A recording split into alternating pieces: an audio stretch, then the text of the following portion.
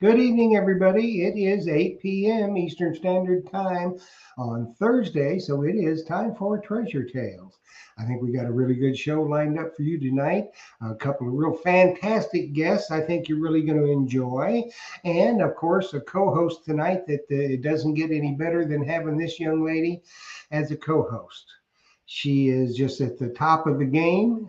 She, as a detectorist, as a live streamer, as a person, as a mom, everything. She's at the top of the list. So let's just bring her on. We'll chit chat a little bit, and then we'll say hello to everybody and talk about what we're going to do tonight. And let's have some fun.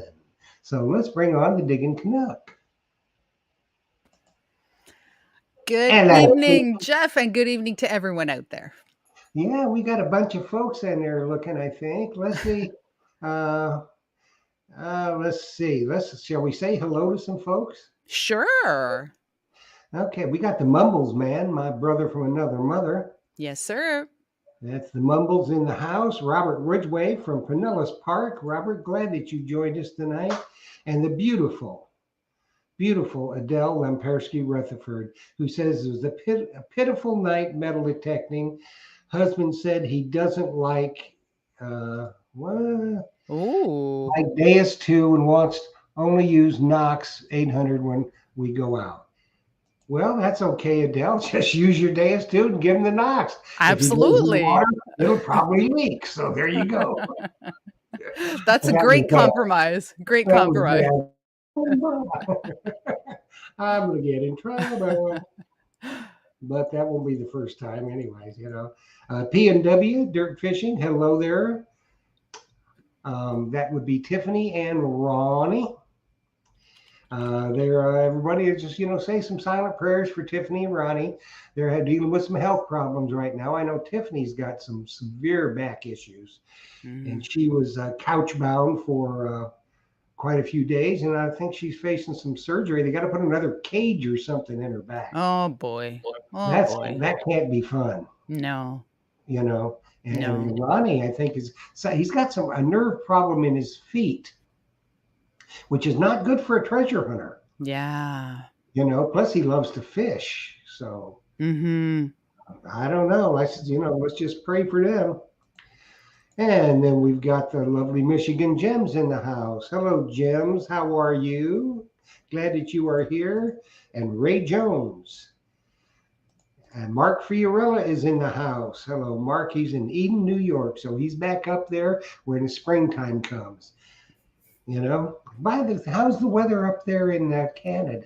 Oh, it's been really cold.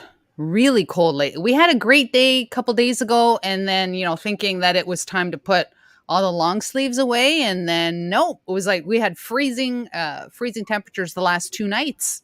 Ah, Yeah. I know. I remember growing up in Illinois. Excuse me. We always got out of school on my birthday, which is the 28th of May. So we got out of school for the summer then. Of course, back then you got a full 3 months. Now you're lucky if you get 4 or 5 weeks, I think. There were many, many times in April, towards the end of April, the first part of May, we had snow. Yeah, it's around here they say do not even think about planting a vegetable garden or putting any flowers out until at least May 24. Wow. Yeah. Yeah, I mean it can get bad. I mean, like Susan and I are going on the Rocky Mountaineer. It's a Canadian train trip. We're going in July. Oh, you'll be fine. Well, we thought, when we talked to our travel agent, and if anybody needs a really top flight travel agent, it's Gould's Travel in Tampa, Florida. Just outstanding. But at any rate, where I was going with this is we thought about maybe June because Susan wants to see all the stuff, the flowers emerging and all that kind of stuff. And he says you might want to look at July, that kind of springtime, because we're going to catch the train in Vancouver and then take it to Calgary.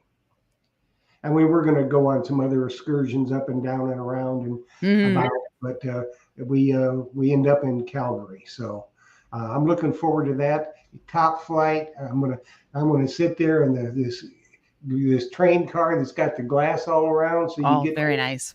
the, it's top of the line. I said, I'm going to go ahead and Yeah. mortgage my house and get this. It sounds So wonderful. if I want a Modelo, I'm going to say, yo, give me a Modelo. Garçon, you have to say, garçon. Garçon, Modelo. You say Modelo? Yes. He go, huh? Well, Adele says hello. Dirty Paws, that was got to be Mr. Mike and Trish. Mm-hmm. I tell you what, that's a pair to draw to right there. They're just as competitive as you can get, but most of the time, I think Trish kicks his Heine Rooney. Right on, Trish. Right She's on. a detectoristo. Let me tell you, she gets him good. Right on.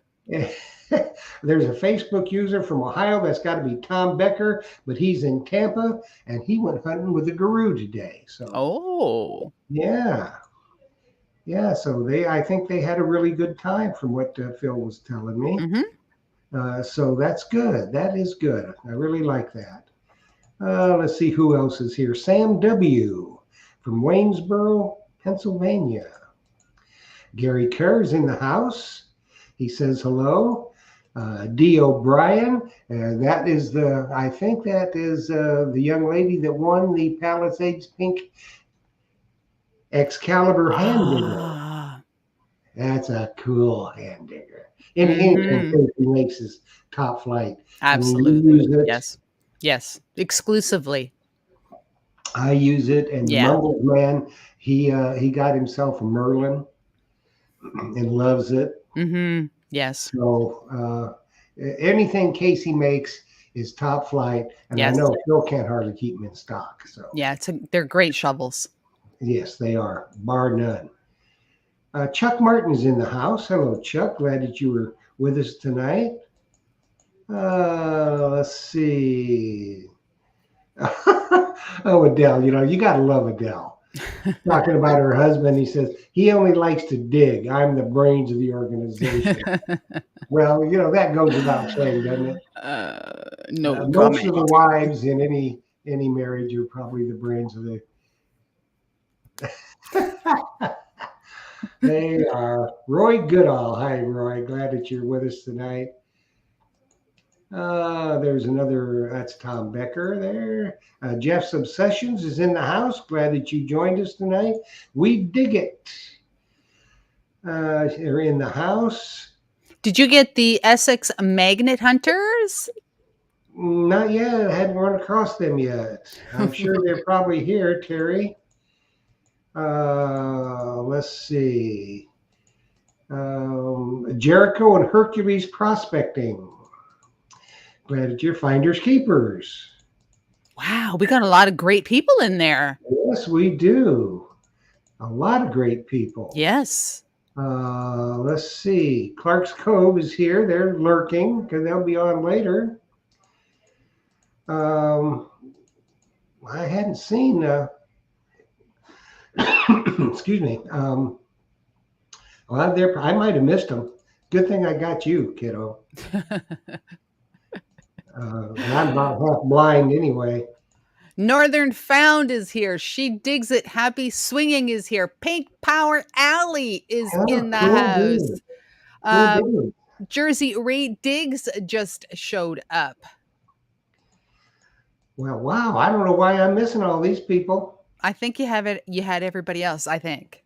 Yeah, well, now I see Essex Magnet Hunters and Dan Graham from Grammar Time. Another really good friend of mine. So maybe I don't scroll fast enough. I'm an old person, so I am working on limited intelligence here, kid. So the Essex Magnet Fishers. Oh, Terry, he is a hoot and a half. I tell you. So I think there's Northern Found.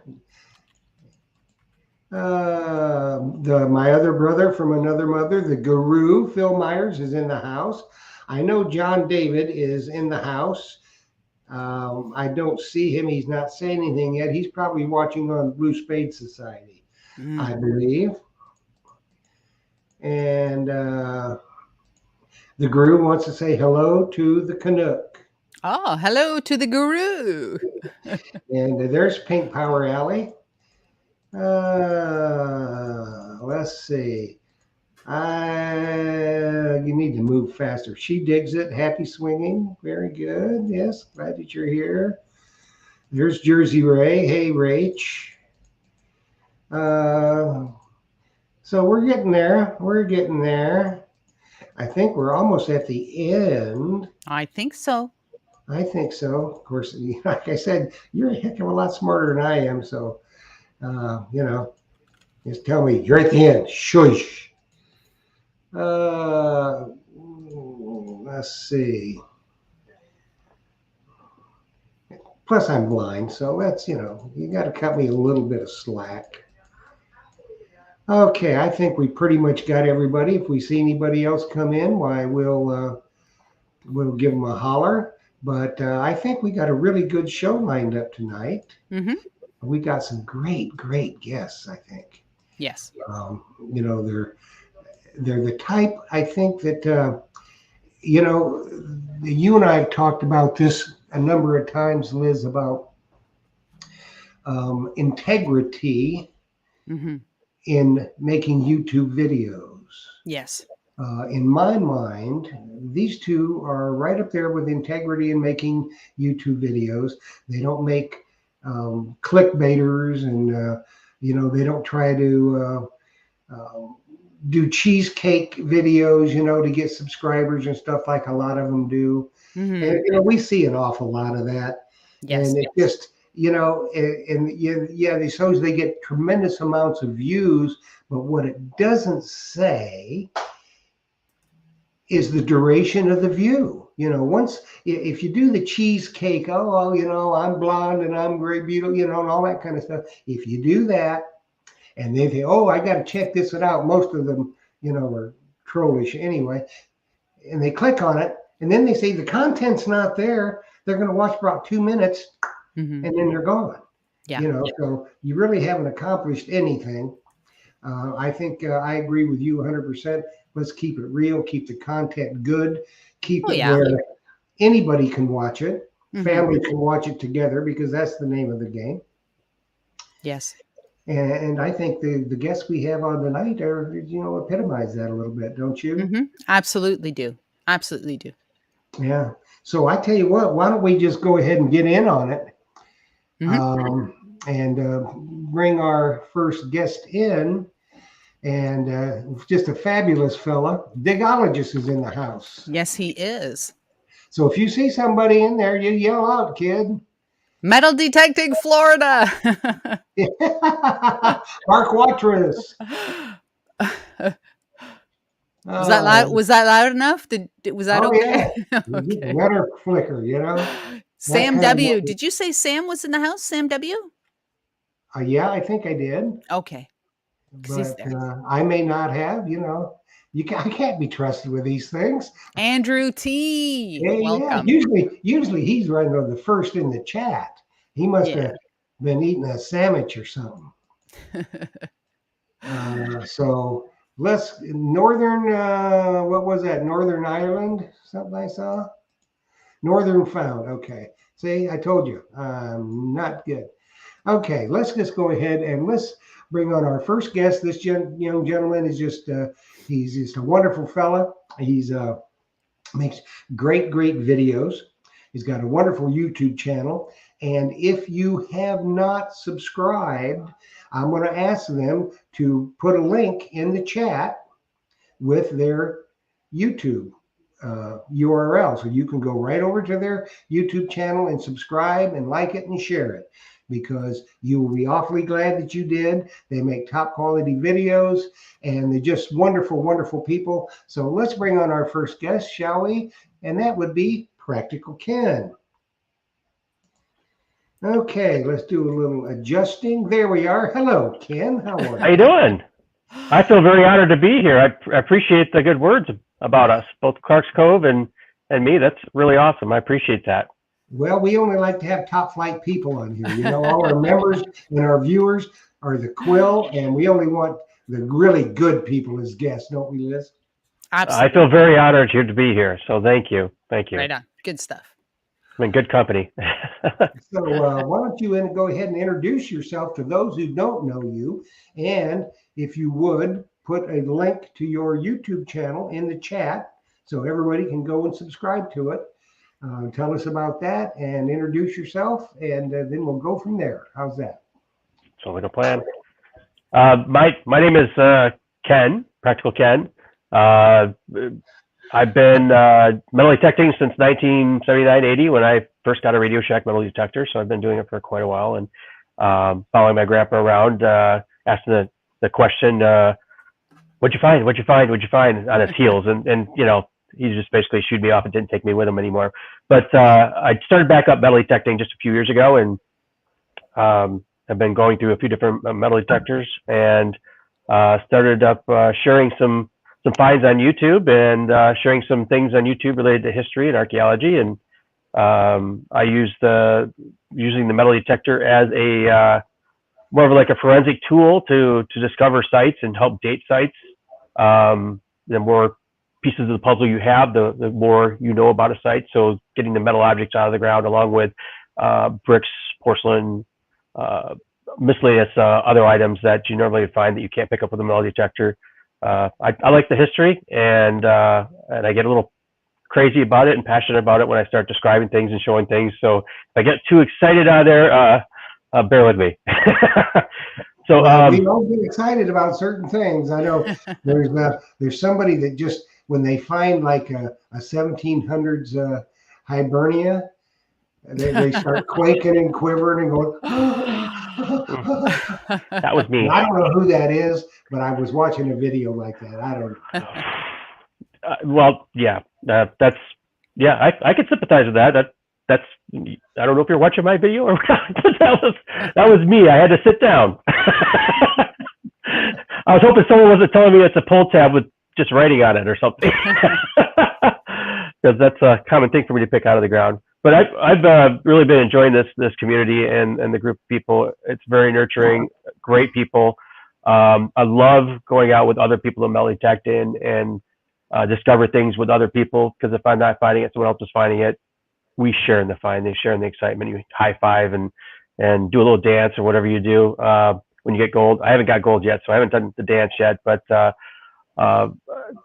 not sure what else I could tell about myself. I'm in Michigan, West Michigan, and I like to do research mainly in Michigan, West Michigan area, but I had gone to Dig Stack in North Carolina, and now I fell in love with older artifacts, colonial artifacts, and we don't get that in Michigan. So I'm very fortunate to find something that breaks the 1900s to the 1800s around here. Mm-hmm. So yeah, it's mainly lumber era stuff, and if we're lucky, fur trade stuff in our area, and we don't get back to the colonial too much in our area. Yeah, but you got your own kind of stuff that you can find. Every area has their own history. And a question I have, and I know Liz has got some questions. Didn't you just recently hook up with one of the superb young ladies about some magnet fishing? Oh yeah. I had someone take me out and show me what to do and what not to do. I think I had to do the what not to do after doing it. She had to show me, don't do it that way. So I went out with Michigan Gems a couple weeks ago, and she took me. We went to Muskegon, where I'm from, and we went out to a good area and tossed the magnets in and pulled some stuff out, and that'll be in upcoming videos. So that was my first time out magnet fishing. So I appreciate it, Michigan Gems, for taking me out, and Mini Gem. So got a chance to try out magnet fishing. I got a Kratos magnet, and now I got it wet, and now I know what it could do and what not to do, and I plan on doing it more. Right on. Now, Ken, your channel. I was on your looking around, poking around, doing some research on your channel today, and your channel highlights metal detecting, fossil hunting, and trail cams. That's a little different. Now, is there one that you prefer more than the other? Well, honestly, this channel has actually evolved. It was originally going to be the breakdown of the name, which is practical, simple easy, and Ken is actually another word for knowledge. So it's just practical knowledge. I was going to share tips and tricks and hacks to make things simple. There's no sense in reinventing the wheel if you know someone on YouTube that already can show you a simple way. So originally I was doing outdoor hacks, trail cam hacks. That's what I was originally starting to do the channel with. But then I started finding myself more interested in showing history, showing archaeology, showing Native American pottery, showing what to look for, and really just kind of sharing my excitement about maps and research and metal detecting. So it kind of evolved, and maybe the name doesn't quite match what I do now, but that's how it's evolved. I really haven't gone back to the trail cameras much or the tips much, because I'm just having too much fun doing what I'm doing now. Now, how is it that you became involved in metal detecting? You said you started quite some time ago. What do you remember? What lit that fire?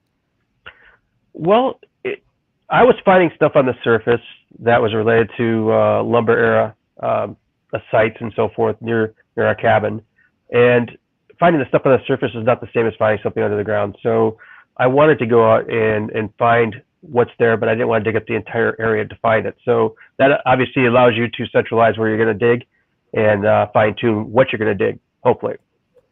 So that I've evolved through some metal detectors and sharing, going out with other metal detectorists. I learned a lot about metal detecting and what to avoid those iron tones along with the high tones when they're mixed a little bit, because most likely you're going to pull something out that's bad. I've learned a lot from a few different metal detectorists, and I love going out with others and still learning. So I've kind of got drawn into it because I like finding stuff. I like surprises. I like touching something that someone else hasn't touched for 100 years, 50 years, heck, Native American stuff, 1,000 years, 5,000 years, 8,000 years. So just going out and finding something that is freshly dug out of the ground that has someone's initials on it. Who is that person? What does LV stand for? Why is this a shape of a heart? And you get these little mysteries that you like to dig deeper. And the metal detector has helped me discover more about sites and help date them by seeing the coins with the dates on the coins. You can figure out that this site was probably 1905 and later. So that's why I really got excited about the metal detectors, if I speak correctly, and learning more about them, and it's a learning experience for me. What's your current detector? I currently, as of September of 2021, I got an Equinox 800, and I've been playing around with Equinox 800. Prior to that, I had the AT Max, Garrett AT Max, and before that, I had the Ace 250. I had some success with it, but it was very frustrating, so I basically put it away after playing around with it for a little bit. The AT Max was a game changer, and I'm with the Equinox 800 now, and I still have all three metal detectors, and they're my backup metal detectors, and I've got a few different coils too, and been playing around with that. You said you like to detect with people and you learn from them. What would you say would be the greatest thing that you've learned about metal detecting from others, watching them or being with them or that sort of thing? I fine-tuned my swing. You get that golf swing going on where you're back and forth. I fine-tuned my swing by watching and getting some guidance, covering overlapping swings and your steps, your paces, so you're not missing. I've learned a lot just in scanning an area. You don't just go zigzagging across the area. You kind of do it methodically if you can. That way you're not missing anything, or you at least reduce the chances of missing things. There's so much I've learned from other people. It was kind of hit and miss when I went out before. You find something occasionally, pull tab, then you just give up. It's like, why am I pulling out pull tabs? But the next hole could have been something silver. It could have been something exciting. So I don't like giving up. And after seeing a few different things that my friends that I metal detected with, what they found in areas that I just missed, just overlapped because I swung too much or too wide, within a feat of finding silver, and that's my own fault. But I've learned my lesson, and now I'm slowing down the pace a little bit and being a little more thorough. Well, So we've got a question, Ken, from yeah, the Mumbles man, Tim Naylor, off of YouTube. He wants to know what your most unusual find has been. I have an item that is pretty spectacular, but I don't know what it was used for. It was actually found with my AT Max in a lumber era railroad bed, which would have been from 1860s, probably 1860s, 1870s in this area, and it was in the bank of the lumber bed, and it was a brass piece that is pretty heavy. It was pretty impressive because it screamed on the metal detector, and when I started to dig it out of the ground, it was shiny in gold. It looked like a poured block of gold initially, but it's actually poured brass. So I saw gold coming out of the ground. I got really excited, and then it was heavy enough it fell out of the side of the bank. So I was really excited then, and then I picked it up and realized it was brass, but I still haven't been able to identify it. It's in one of my videos. I do have a picture of it I could post on here or send it to you, but it's just really unusual. I'd like to find out what it is because it's something important, and it's definitely old, and hasn't been related to the railroad site, the railroad tracks that were there. You know what, Ken? I don't mean to jump on this live stream, but you can always send a picture to diggingcanucka@gmail.com for Sunday. Absolutely. I keep forgetting. That's a very good idea. And you can jump with both feet, Canuck. All right. Thank you, Jeff. So I understand, Ken, that you just had a big trip not too long ago. Yeah, I won tickets to Digstock. And you know where I won that from? No, I don't know. Yeah, I won it from Treasure Talk. So I was Jeff Obsessions, who's in the chat right now. We were literally talking about going to Digstock, and we're like, oh, can we justify the drive? And it sounds amazing. And we were just talking before the drawing popped up, and we're like, well, let's talk about it. Let's think about it. And we're getting the camper, talking about using the camper, and then also my name came up. I'm like, uh-oh, I won, and I was thrilled because that's a sure thing. I can't talk myself out of it. And Jeff basically ordered his tickets right away, so we planned on the road trip. So that was a very exciting experience, and I found several bucket listers there. So I was so thrilled to be able to have that opportunity to go on that trip, and I definitely thank the people at Digstock, and I thank Treasure Talk, Jeff, and I really appreciate that opportunity to win those tickets. Well, we're glad that you won them because you used them and enjoyed them, and it was a really good trip for you. You found some bucket listers, and that's what makes us feel good. When people really like the prizes that they win. That's what it's all about. And I'm sure you met just a ton of cool folks at Digstock. I met a lot of people there, a lot of great people, just super nice people. I found myself chatting probably more than I should have because I was giving up metal detecting for chatting, but it's great to chat with people. And I was there with Jersey Ray Diggs, got to meet Rachel for the first time there, and I met so many people, Lucky Jen, Aqua Chigger, and a few other people that I'm subscribed to, and it's just great to meet those people and cross paths in the woods while you're swinging at the same time and seeing what they found and just sharing that experience. It's just awesome. Yeah, there are a lot of really cool people that you meet at these events, and it really doesn't make any difference if you find a whole bunch of really cool stuff. What you remember are the friendships that you've made, and you'll have those for the rest of your life. So, what's coming up next for Practical Cat? Well, I've got a baseball field that I'm tracking down that was lost, and really a lot of people don't know where it was at. So I'm trying to track that down for a local county museum. So far, I think I nailed it. I found a baseball cleat that is from about the 1920s, 1930s. So I think I found it. It was gone by 1950. So I'm kind of excited about finding out more information about that, maybe mapping it out. And I've got a few other things that I'm pretty excited about too that I can't really touch base on, but I'm really, really excited about. I don't want to give it away too soon, but there's some other exciting things in the works that I'm really looking forward to sharing and doing the video editing and doing more footage too. Oh, cool. So there's a lot of things that I'm looking forward to sharing. I like to share. I like to show history. I like this. I like surrounded by people that actually like history too and like to discover things. And when you do the research in the maps and you look at the topography and you go, that's a great place for a settlement, a homestead, and you go out there and you're finding bricks, you're finding bits and pieces of porcelain, and you're like, we nailed it. The research works and the maps work. It's paying off. It does indeed. Andrew T wants to know what your bucket listers were that you found at Digstock. I just got goosebumps talking about bucket listers. I found, I was trying to beat a 1905 barber. That's my oldest coin that I've ever found. So I'm struggling to beat 1905 as far as age. The oldest coin, the first coin I found down there was a 1925, oh gosh, I think it was a Standing Liberty coin. So that's a bucket lister. And that was in the middle of nowhere. That was no hits, and all of a sudden a screamer at 30, 35.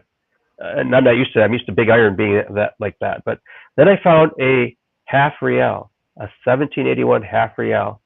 After 4 or 5 holes of can slaw, pulling up cans, I didn't even bother filming the BDI numbers because I'm like, it's can slaw again. Why film it? I dug it up and out drops something shiny and silver, and it's a half real, 1781 half real. So I was absolutely, that's the one I had to sit down and Jeff's Obsessions had some footage of it, and Action 5, Larry with Action 5 has some footage of it too. I've got some footage of it, but yeah, I was a little shocked and surprised and very thrilled. It was unreal to me. And then an hour later, I found an Indian head penny, and I've never found an Indian head penny, surprisingly. And so that was my first Indian head penny. Then I found a round ball. Then I found some buckshot for, like, I think it's from the buck and ball type round from the Civil War. So all that within hours of each other, and I was blown away. That was Friday of Digstock, the last day of Digstock too. So I was thrilled. Well, lots of bucket listers. That's great. I know somebody else has got a bucket lister of a Mercury dime. Yeah, well, you understand, Liz. You know, if you find one in Canada, you'll be doing really good. You'll know about it. That's for sure. Yeah. So Ken, how can our viewers stay in touch with your adventures? Are you on social media? I am on TikTok. I am on Instagram. I'm on Twitter.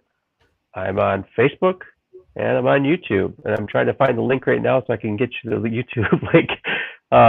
So I'm on just about every platform, and I think I'm on a few that I can't remember the names of because I just started up. But there are numerous platforms that I'm on, and I try to share as much information as I can with those platforms, and you get to see some tidbits, the little shorts, the little TikTok videos that are only on one platform versus another platform, and you'll see bits and pieces of what I find. And I'm going to try to do some live streaming on TikTok and through YouTube also. Wonderful. Very good. Very good. Well, I tell you what, Ken, it's just been an honor for us to have you with us tonight. I know a lot of people have been watching your videos and know about Practical Ken, but they never had the opportunity to meet you to see what's in your heart for treasure hunting. And that means a lot, what's inside. Don't you agree, Liz? Absolutely. Absolutely. I appreciate that. I appreciate everybody's support. I appreciate you bringing me on. It's just an awesome group of people, and I appreciate I feel honored. I feel honored to be here. Thank you, everybody.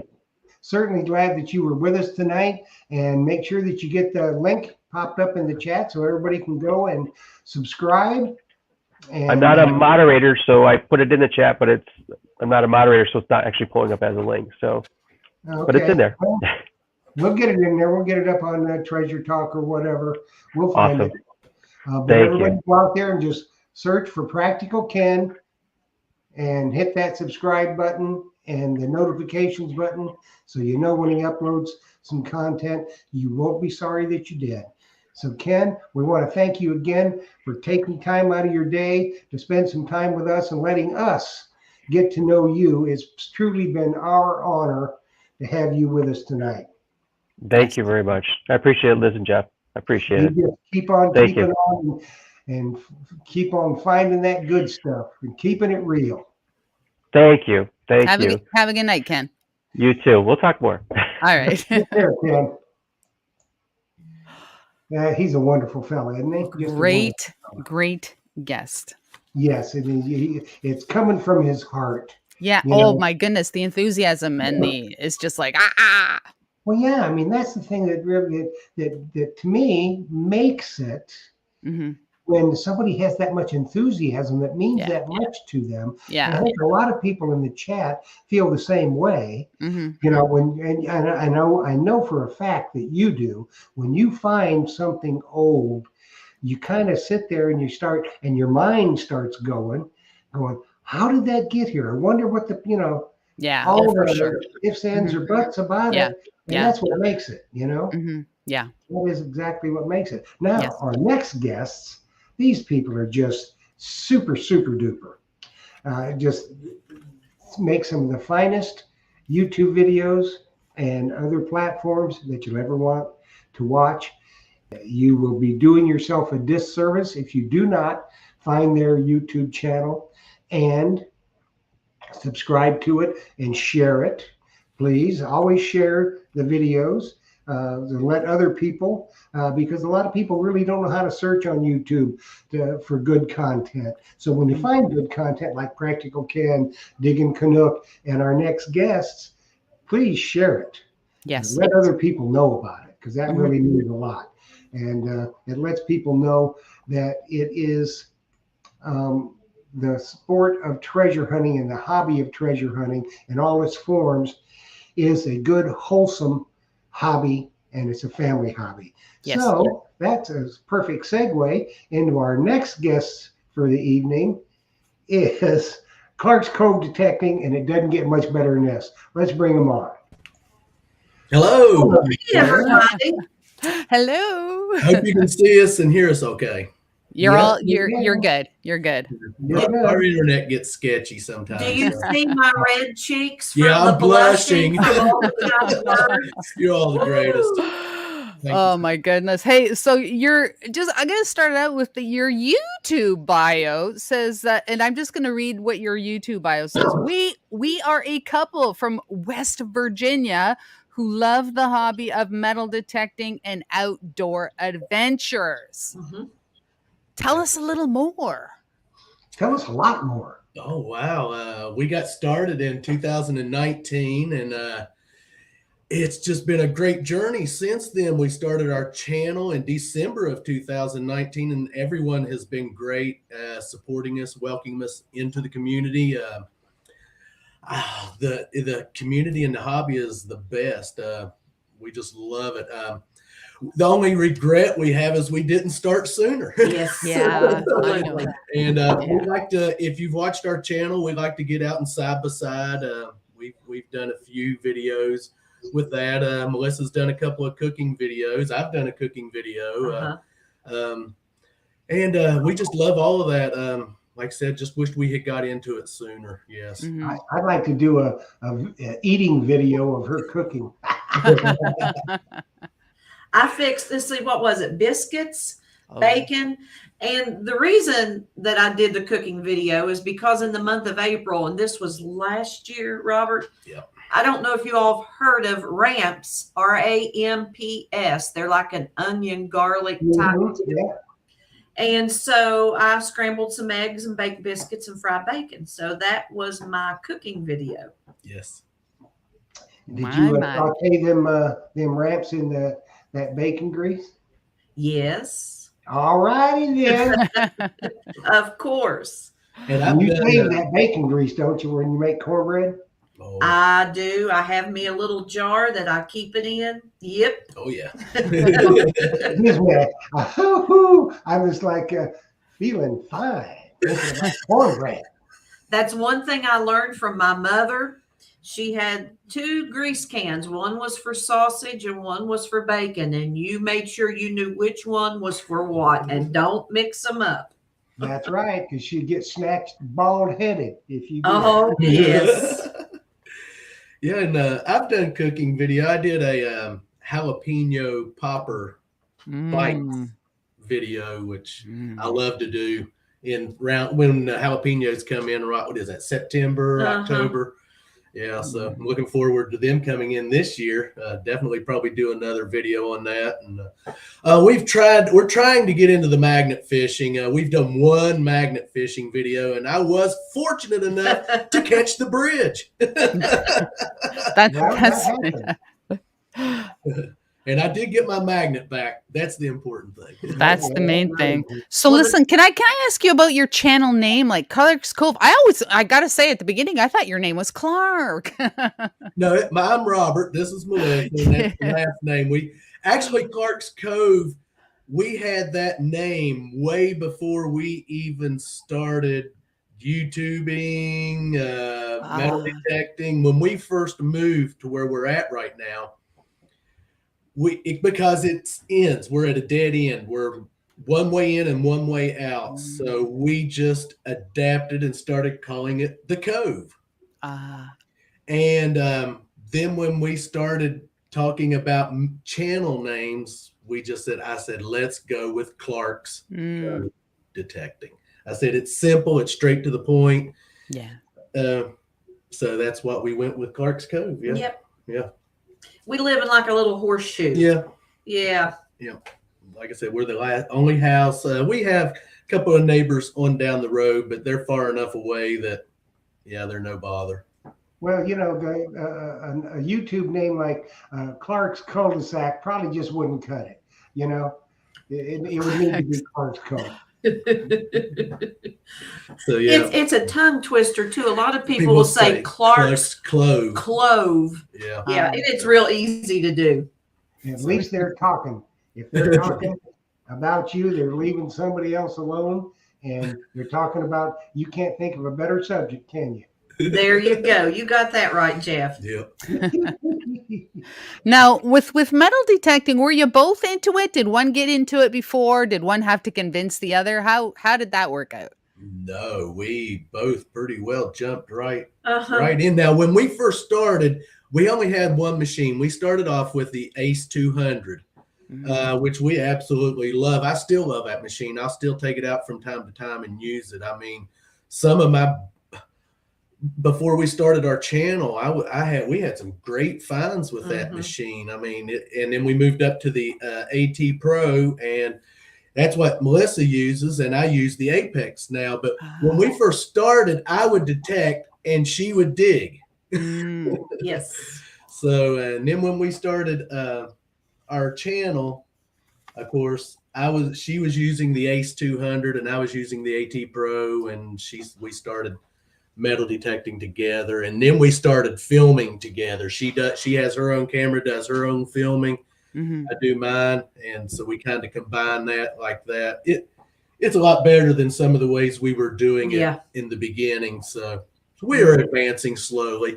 Yes. And of course, the inspiration for metal detecting has to start with Robert, because his father was a metal detectorist. Yeah, and I never got interested in it while he was still with us. So right now my channel is for him, and I like to think he's watching over me and helping me find those good finds, because we're not tooting our own horns. No, by all means, we do not have a ego, but we have a knack for metal detecting, I think, and for our area, we pull some. I'm really pleased with the finds that we pull and the things that we find. I mean, we've been doing home sites. We've had 7 premieres the past 7 weeks of detecting old home sites here in our local area, which that's ended now. Well, this Monday will be the last one, because where everything's growing up, warming up, and snakes. In fact, we had 2 snake encounters Saturday. That was Sunday. Yes, Sunday. Excalibur shovel behead them suckers. Well, I went in with my mothballs Yeah. to begin with and started throwing them Some around. mothballs around. Yes, And absolutely. we were getting ready to take lunch, and I had laid my detector down and my camera in front of our side by side and kind of walked in front of it, just looking around. And I was getting ready to walk back to get my lunch. And I just looked, and there was a black snake stretched out with his little head up. And But I could didn't tell he kill was him. curious. I just shoot him away. He So I took didn't off. move. But when Robert come along, he slithered on away. So, yeah, I was happy for that because I was not going my lunch. No moccasins or anything. We have a permission that my two brothers, mothers, John David and the Mumbles man, come up and hunt with me. And it's a farm from 1846. And of course, the house sits up on, I don't know what you call it, a bunch of bricks and stuff. And the owner says, well, y'all need to crawl under that house and see what you can find. I said, not in this lifetime. No. I mean, I was born at night, but it wasn't last night. I ain't going There you to go. rattlers and all kind of stuff under there. Oh, I might Yes, even get armadillo. The area that we've been doing the home site hunting is there. It's known for rattlesnakes. They released rattlesnakes in this area a few years back. So yeah. Well, let me tell you, there's some big rattlers out there. Gotta watch. I want to stay away from that. But we love that was something different for us doing the home sites because we're mainly parks and tot lot. Yeah. We've not really got into the door knocking yet. So I mean, but the town Huntington, the city of Huntington that we're close to has awesome curb sites and some great old homes in it, but we're just not there yet. But, Yeah. hey, there's still a lot to come. Yeah, there is. Oh yeah. Now you've posted some beach videos as well. Well, that beach area, it's a swimming area. It's the local lake, and they have the beach swimming area there. And every year they drain that lake down real low, and that's when you want to get in there and where the swimming area is. And I've had some really good finds at that swimming area. People, and I try to stress, when you go to the water beach and go take your jewelry off, please. Yeah. Leave it at home. Leave it in your car. Because if you don't, we tried it. But I have and found make sure it's the good stuff. The 24 day and that kind of stuff. He found a gold and diamond ring. Very first. Yeah. Yeah, that was before we started filming. It was a Disney Princess stagecoach engagement ring. Yes, very pretty. Yeah. Unfortunately, no markings. No one at the office at the lake had reported losing it, so it was ours. But there's a flip side to that story, because like a year later, I was out hunting that same beach area, and a lady and her husband was walking, and they come up to me and was, of course, asking me if I found anything out here. I said, yeah, a few rings here and there. She goes, well, I remember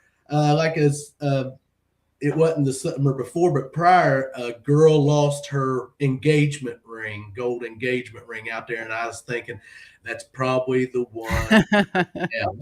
And it makes you feel bad. It does. I mean, because you can't return it, but that's just goes along with the hobby. Yeah. Yes, absolutely. Yeah. So then, I'm sorry. Go ahead. Go ahead. No, you go ahead. Go ahead. Well, I was going to say then last February, back in 2021, there was reports that a girl had lost her grandmother's necklace out there. Well, I found an old heart-shaped necklace out there that's silver, and I mean, you look at it, you can tell that it's an old necklace, but no one to claim it. So sometimes they don't. That's all you can do.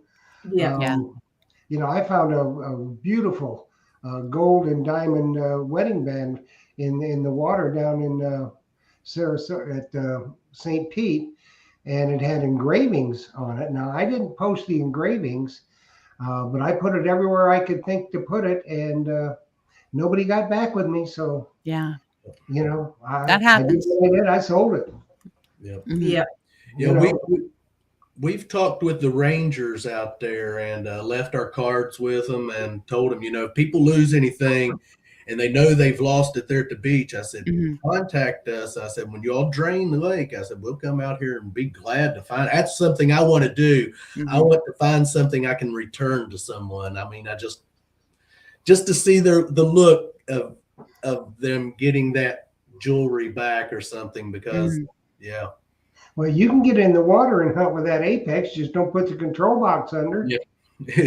Yeah. Yeah. Oh yeah, I do. I'll get in just with the coil and search out there as far as I can. But when they drain that lake, you can get down to the point where you'll start sinking up, and then you have to back up into the sand. So yeah, Have to Mhm. be you have to be careful. careful out there.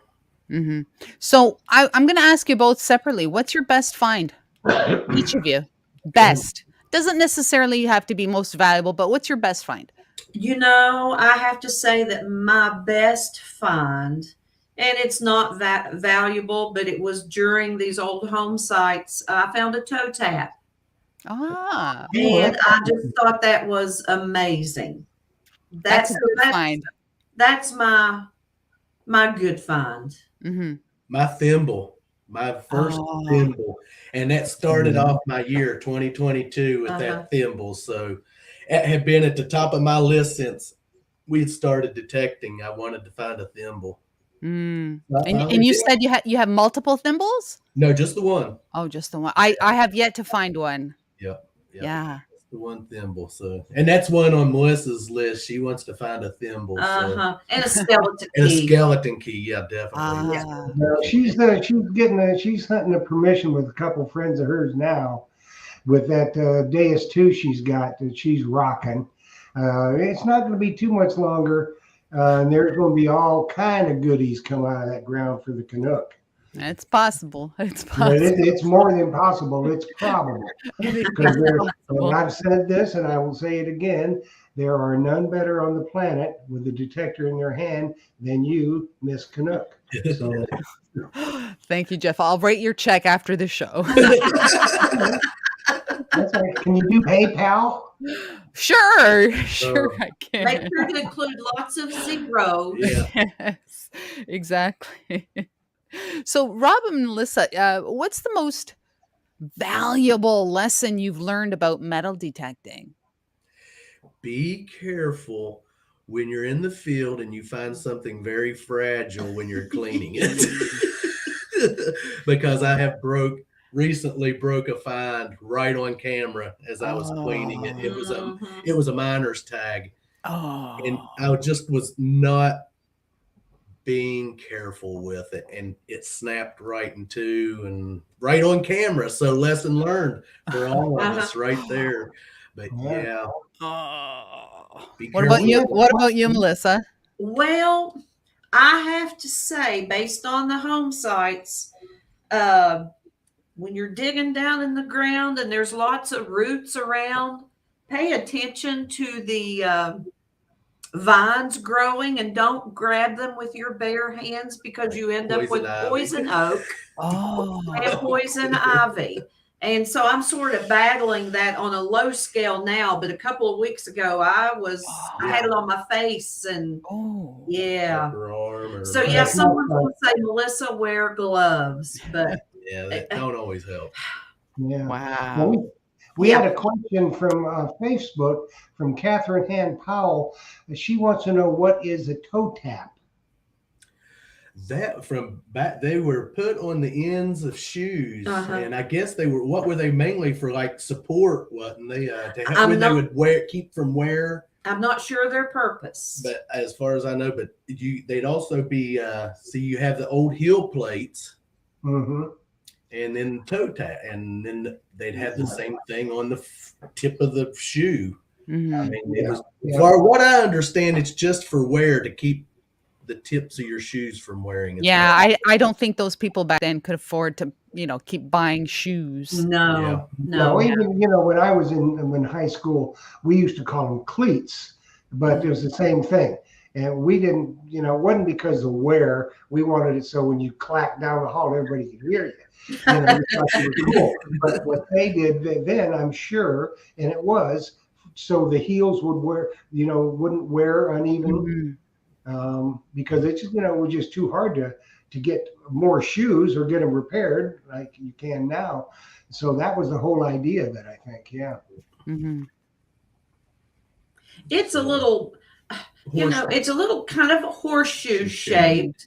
And of course, you see all the little holes where it's been nailed into the toe of the shoe. Mm-hmm. Yep, exactly. Mm-hmm. So what's the oldest coin for each of you? Oh, mine is just recently 1884 Indian head penny. Nice. And I haven't found anything natural that has an age to it.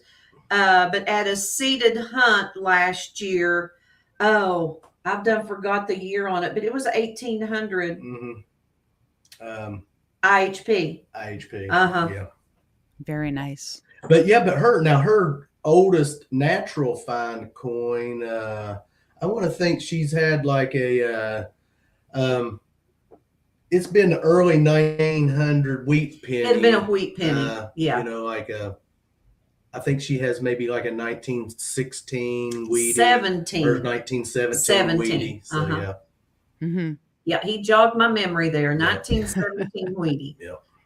Well, you guys keep going with the the houses, and that's where you find a lot of coins. They'll be in the houses, and generally a lot of people want to find out where the see, back in the day, they didn't have the dryers. They might have had a washing machine, but they didn't have the dryer, so you find the clotheslines. Yes, you do. I was just thinking that as you were saying it. Yes, once you discover where that clothesline is, and at our first home site, I had a scratchy signal and a good signal, and I found a zipper pull, and then I'm trying to think what else. I found a button, and then I found a silver dime. So I knew right there, okay, this is where the clothesline had been, based on where the foundation of the house and the well was situated. Yeah. So once you find that clothesline, you're going to find you some finds. Yeah, you find that, a lot of times the real old houses, they didn't have indoor plumbing either. Right. And you find where the privy was, and that's where you'll find to get a lot of good finds as well. Yes, yes. You two also. I wanted to talk about this before we wind things up in a bit. But you also do a live stream. Tell us about that, when it is, and just tell us about that. Yes, our live streams are on Saturday night at 8 p.m. Eastern Standard Time, and we call it Happy Hour at the Cove. And we've been having some guests. We've been trying to get guests on our show here lately, and we've had some really good guests. We've had Paul and Belinda from American Woodland Relics. We've had Mike from Great Finds. We've had Rachel from Jersey Ray Diggs. Okay, now I'm going to draw a blank, Melissa. We've had Shane Kubat, the blind treasure hunter. We've had him. And we've got a couple lined up for future, work schedules. Some people's work schedules are Saturday nights, a rough night. Who else? We had Corey, the treasure hunter. He's out in California, Oakland area. And we had Christina Rogers, Saving History. And Team Clambake. Yes, we've had Team Clambake was our first guest. Yeah, but we've had we've got some other guests lined up that I'm not going to divulge right now. So you'll have to come over and visit and find out who they're going to be. It's just an hour. We try to do a giveaway during that hour, and it's just for a channel to come up and talk about their channel, and we'll ask them a few questions and get, in case someone out there is not familiar with them. And, we're just trying to grow like that and get more into the community. And, I love live streaming. We really enjoy it. We've been 2 years that we've been participant in Paul's a 24-hour live stream that he had in that was what, March? Yes. So just awesome, great. Yes. Can't say enough about it. And we try to touch on some topics of conversation, like cleaning, field cleaning, and how to avoid breaking your fines. Yes. About pinpointers. Yep. And because we weren't educated, we only used the Garrett Carrot, and I know there's lots of other pinpointers out there. So we really learned a lot, during those discussions. So it's enjoying. We're learning. We learn every day something new. Absolutely. It's constantly learning. Learning your machine. Each signal. I mean, you're constantly learning your machine. I don't care how long you have it, based on the areas you hunt, the ground conditions, the weather.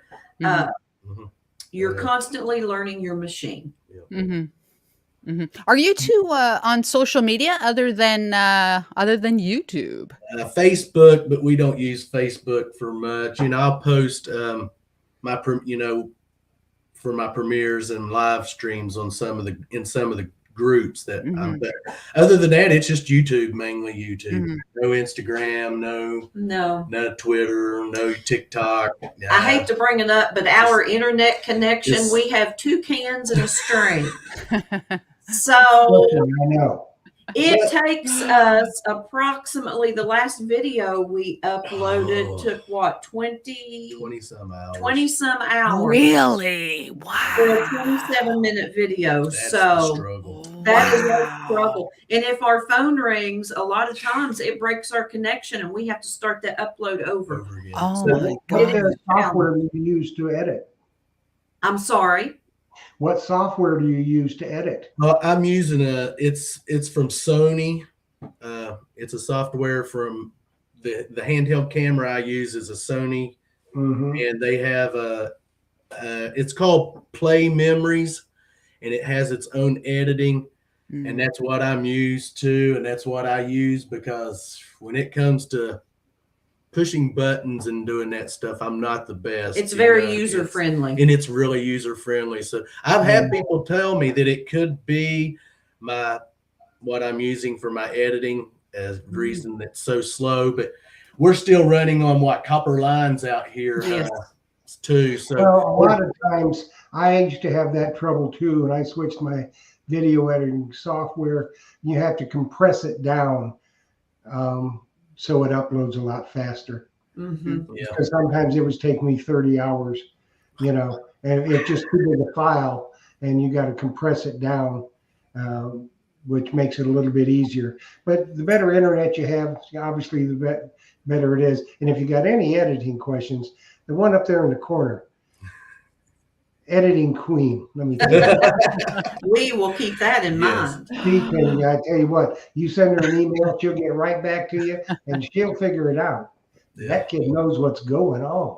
But my editing is, I know people look at it and I know we've been called, guerrilla filming. Yeah. That our style is called guerrilla filming because it's just the way we do it. But that's what I'm used to. That's how I like filming, and that's what we. And you know what? That is what sets your videos apart. I mean, that's called. It's when you take.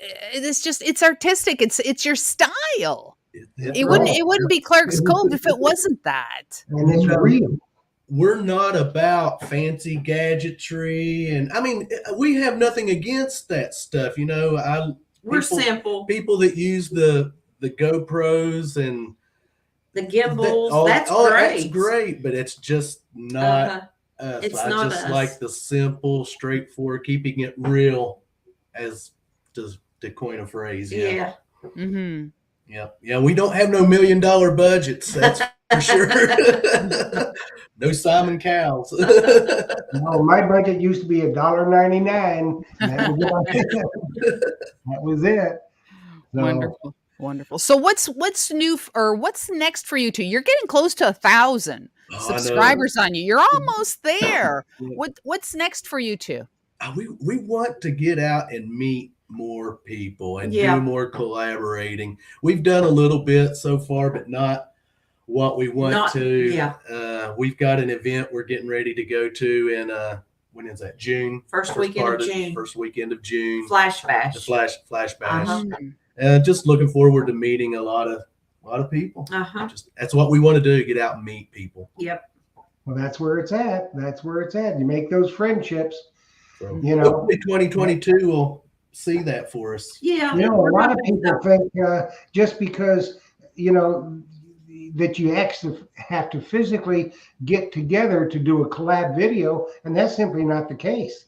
You know, you could get two friends, maybe California or, you know, out in Oregon, and everybody do some video, and then one person do the editing, and, you know, you're still collabing. Mm-hmm. You're not necessarily hunting together, you know. Right. So, with the editing software and stuff that you guys can do now, that'd be something really cool to do. Yes. It would. But yeah, that's our plans for is just getting out and getting more involved in the community. Yeah. Good Now, stuff. That is going to be good. Mm-hmm.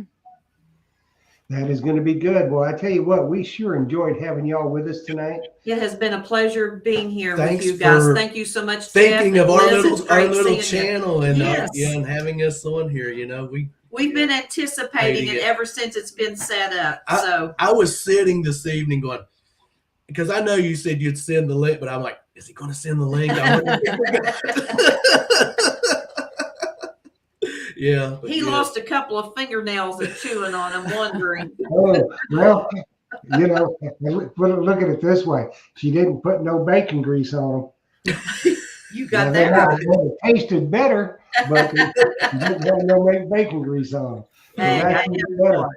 Well, That yeah, like bacon I said, on this show, Treasure Tales, it's completely different than Treasure Talk. Treasure Talk is more of a educational type thing. We do a lot of giveaways there. We're not doing giveaways on Treasure Tales because Treasure Tales is about y'all out there, all y'all. It's about your treasure stories. And Clark's Cove is this perfect example of what can be, what it makes it, you know, it makes them feel good together. They're doing it as a couple, and a lot more couples need to do stuff together.